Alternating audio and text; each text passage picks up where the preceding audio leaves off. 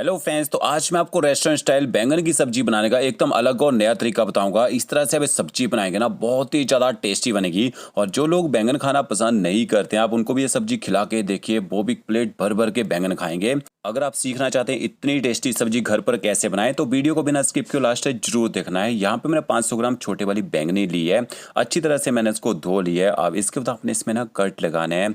तो कट हम तो लगाते हैं, एक तो अंदर कीड़े वगैरह ना हो वो भी चेक हो जाए, और कट लगाने से बैंगनी जो है जल्दी पक जाती है, इसके अंदर तक मसालों का अच्छा टेस्ट भी आ जाता है। तो इस तरह से 2 गहरे कट लगाने हैं, और उसके बाद आप इनको ना चेक कर लीजिए कि इसके अंदर कीड़े वगैरह तो नहीं है।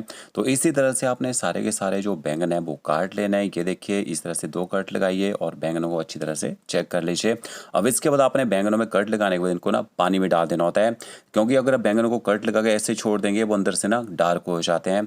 तो इनको आपने ना पानी में रख लेना है, और एक बार अच्छी तरह से कट लगाने के बाद धो भी लेना है। अब इस सब्जी को बनाने के लिए आपने एक फ्रेश मसाला बना के तैयार करना है। तो एक पैन लेना है, 12 से 15 दाने आप यहाँ पे मूंगफली के ऐड कीजिए।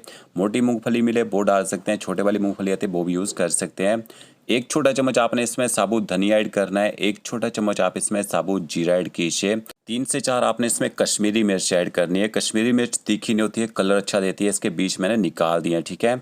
एक छोटा चम्मच आपने काली मिर्च ऐड करनी है तीखा करने के लिए। कश्मीरी मिर्च तीखी नहीं होती है।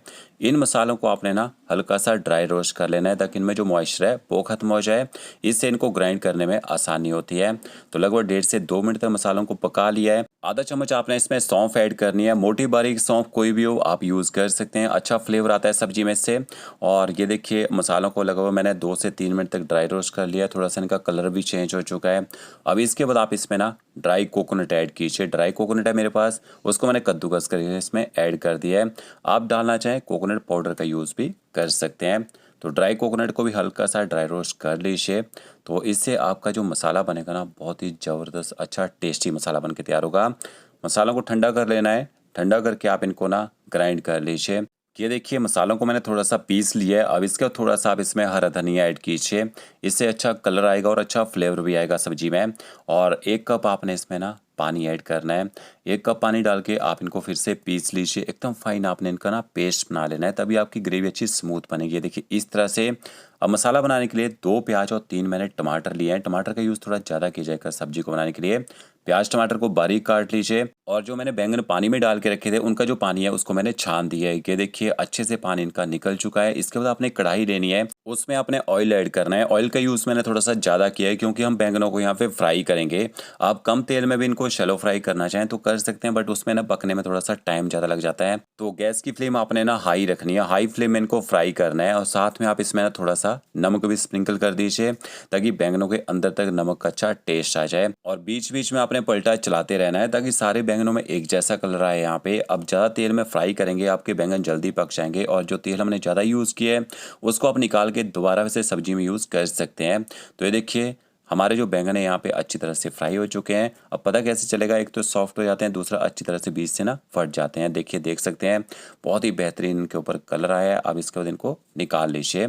अब यहाँ पे जो देखिए, जो तेल है वो सारे का सारा तेल तो कढ़ाई में रह गया है, और जो बैंगन है वो भी अच्छी तरह से जल्दी फ्राई हो चुके हैं। अब इस बचे हुए तेल को आप बाउल में निकाल लीजिए, और इसको नेक्स्ट टाइम सब्जी बनाएंगे उसमें यूज़ कर सकते हैं। थोड़ा सा तेल बचाना है आपने कढ़ाई में। 1 छोटा चम्मच आप साबुत जीरा ऐड कीजिए। थोड़ी सी आपने इसमें हींग ऐड करनी है। जैसे जीरा चटक जाएगा, इसके बाद आपने इसमें बारीक कटा हुआ ना प्याज ऐड कर देना है। और गैस की फ्लेम आपने ना मीडियम टू हाई रखनी है। मीडियम टू हाई फ्लेम में आपने प्याज को तब तक पकाना है जब तक प्याज का कलर थोड़ा सा चेंज होना शुरू ना हो जाए। तो ये देखिए, प्याज अच्छी तरह से यहाँ पे सॉफ्ट हो चुका है। थोड़ा सा इसमें ना कलर भी आना शुरू हो चुका है।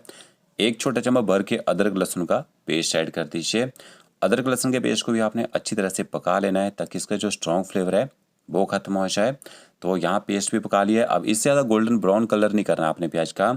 आधा चम्मच हल्दी पाउडर ऐड कर दीजिए। 1 छोटा चम्मच मैंने इसमें देगी मिर्च पाउडर ऐड की है। देगी मिर्च पाउडर से सब्जी में अच्छा कलर भी आ जाता है, और जितनी तीखी हमें सब्जी चाहिए होती है ना, उतनी तीखी भी हो ही जाती है। तो यहाँ हल्दी पाउडर और देगी मिर्च पाउडर को 30 से 40 सेकंड तक प्याज के साथ पका लेना है। उसके बाद आपने इसमें बारीक कटे हुए टमाटर भी ऐड कर देना है। टमाटरों को आप पीस के भी डाल सकते हैं यहाँ पे। आधे से थोड़ा सा ज़्यादा चम्मच आपने इसमें नमक ऐड करना है।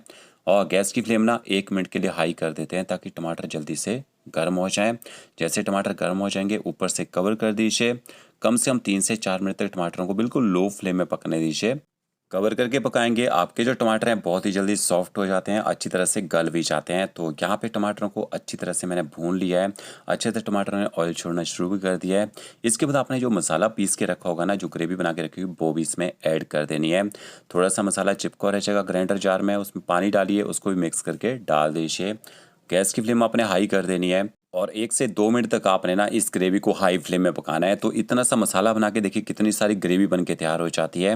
तो जैसे आपकी ग्रेवी उबलना शुरू हो जाएगी ना, इसके बाद ऊपर से कवर कर देना है। 4 से 5 मिनट तक ना मीडियम टू लो फ्लेम इसको पकने दीजिए।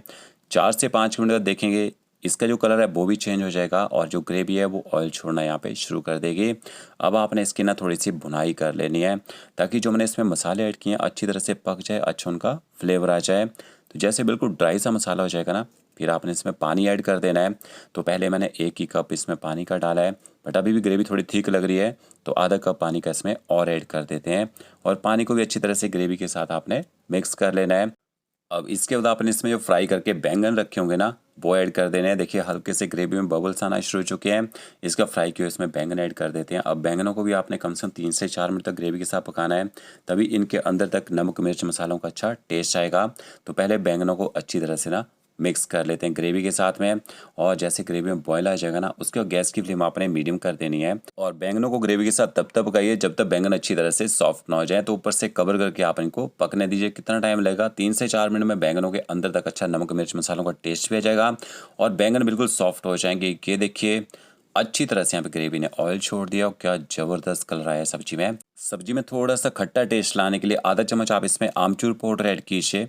थोड़ा सा बारीक कटा हुआ हरा धनिया डालना है और थोड़ा सा आप ऊपर से ना गरम मसाला पाउडर स्प्रिंकल कीजिए और इनको भी अच्छी तरह से मिक्स कर लीजिए। तो आप इस सब्जी को अगर बना के देखिएगा बहुत ही अच्छा इसमें टेस्ट आता है। तो फ्रेंड्स अगर आपको मेरा वीडियो अच्छा लगा होगा लाइक शेयर कमेंट जरूर कीजिएगा। Okay friends, thank you.